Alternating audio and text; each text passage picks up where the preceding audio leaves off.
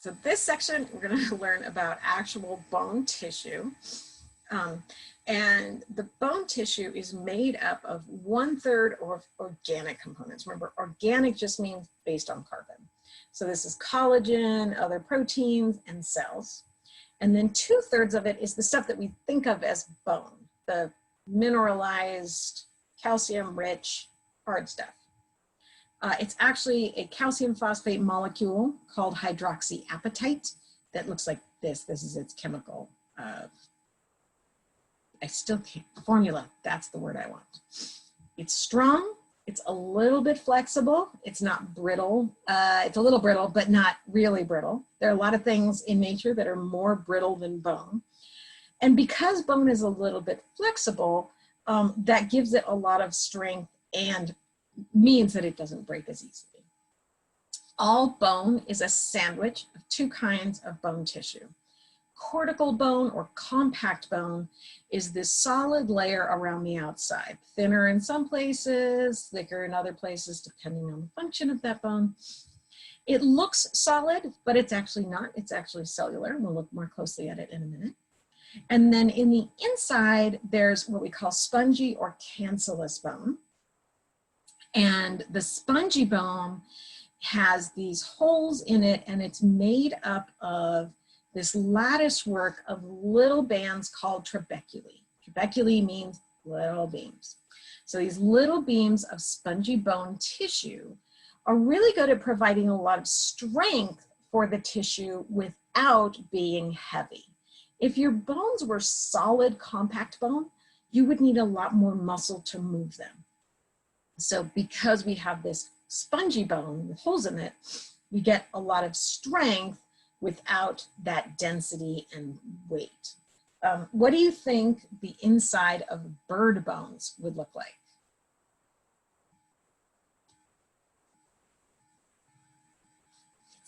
Bigger holes. They have bigger holes in their spongy bone so that they can fly. So their bone has to be less dense. It's one of the reasons humans are not going to fly like this. First of all, we don't have the right musculature for it. Okay.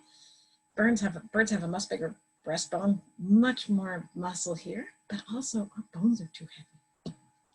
Weird, right? Okay, so all of our bones have this sandwich of cortical bone, cancellous bone, and then cortical bone. So the compact bone, when we look at it under a microscope, it's made up, we're looking here at a cross section this way. Okay, so we're looking at these little circles called osteons. We have this series of circles all kind of meshed together. If we do a longitudinal section, like going this way, then we're looking at the edges of those circles. Okay, so imagine that we took a bundle of straws, we slit it up like this and we cut it this way. What we're seeing is the sides of those. Okay, so each of these is the edge of an osteon. The osteons are made up of a series of rings of tissue called lamellae. Each layer is a lamella. And these are primarily, well, they start out as collagen, and then the collagen becomes mineralized with that hydroxyapatite. At the center of each of the osteons, this dark thing right here, is a central canal. And that central canal has blood vessels and nerves that run through it. And then this is what it looks like on one of our models in the classroom. So here's the model from the side. This is the model from the top. And we can see the osteon here. And then here, the layers of the osteon, the individual lamellae, have been pulled up so we can see each one. And you can see that the direction of the fibers goes at 90 degrees to each other in each layer. Okay, so one layer is like this, the next layer is like this, the next layer is like this. That gives it more strength and flexibility. The other thing that we see in the compact bone are the cells called osteocytes. Osteo means bone, so these are literally bone cells. They are in lacunae, but the lacunae aren't as visible as they are in cartilage. So like in this, it just looks like there's this big black spot. That's actually the osteocyte inside the lacuna, okay? And then between the lacunae, we have these little spidery lines, and those are canaliculi. Canaliculi means little canals. So these are actually little canals through the bone where blood vessels and nerves travel between the osteocytes.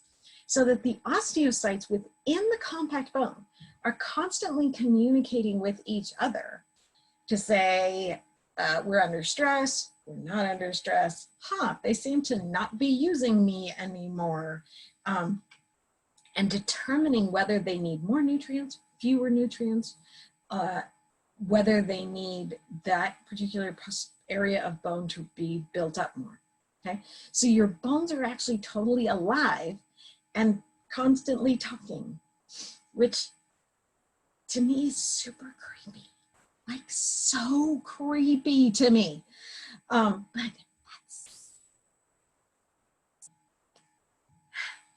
that's how they are. Also, because there's blood vessels running through your bones, you can bruise bone, which is a thing. I didn't know that was a thing. It's a thing. Apparently it hurts really bad, as you can possibly imagine. And it hurts because your little osteocytes can talk to each other and talk to your central nervous system and say, ow. All right, now the spongy bone, like I said, made up of a lattice work of trabeculae. It's the inside of all bones, even the bones that are really thin or really small, they still have a little bit of spongy bone on the inside. And this is what spongy bone looks like on a microscope slide. Looks completely different from the compact bone. And here, the lacunae are much more obvious. We can see the little osteocytes inside the lacunae.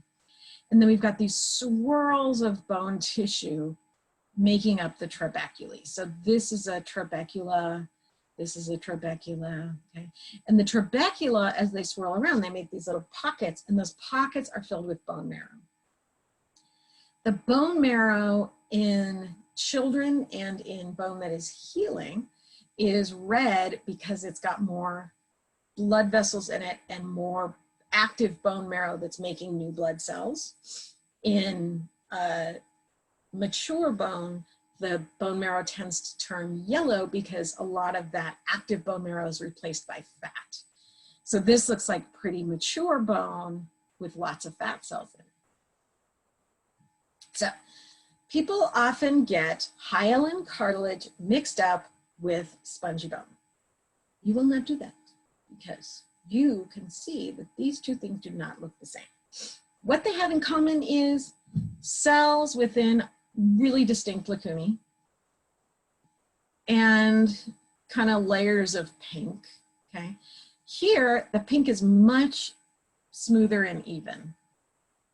And we see cells kind of sharing a lacuna, okay? This is chondrocytes doing mitosis and creating more cartilage. We don't see that in bone, and that's because the spongy bone develops differently, okay? Here, these chondrocytes can do mitosis, create new cartilage. New bone cells are actually going to be created on this outer layer and in the bone marrow. So slightly different. So we don't see double cells anywhere in here. The other thing is, remember that hyaline cartilage is always an even layer. Spongy bone never is. It's always this swirly stuff, okay? Much more uneven. So if you see swirly stuff, spongy bone, even layer, hyaline cartilage. Double cells, hyaline cartilage. Okay? That's how you're going to tell the difference. Easy peasy. All right, so let me stop there.